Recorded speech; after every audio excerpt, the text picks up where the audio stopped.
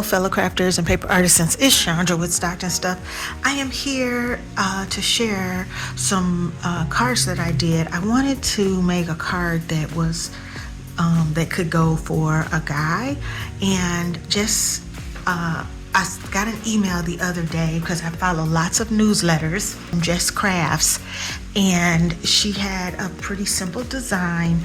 I did alter it a little bit because I made the layers a little bit bigger because they were really narrow and I wanted more space to cover the card instead of having so much of the background space left. So I broke into one of the Echo Park winter kits and I used this light blue snowflake print, and then this dark blue is a bigger snowflake print that I used right out of the kit instead of making that one a solid. I just thought that I would just keep them both printed. And then I had these blue this blue 110, which was a good match, I thought, for this. And then I just went into my stash of snowflakes, and I had this iridescent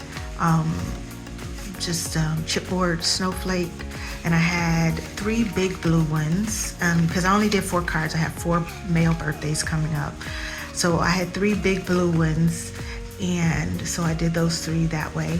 And then I had 2 small ones, and so I just did something a little different. I heat embossed "Happy Birthday Friend," and I used 2 circles, I think, on her, and I will link it, her video. I think on her she just had one circle, and popped it up on some foam dots from Dollar Tree. And so I did sentiments inside, different ones for different cards depending on who they were going to. This one I haven't put anything in it yet because I guess maybe I had 3 male birthdays, and then I just went on and made 4, and because it allowed me, just the cut of it was to make the paper even. And so I did 2 the same, and then that other one is different. So those are my 4 cards. I like them. They're simple, and they are unisex.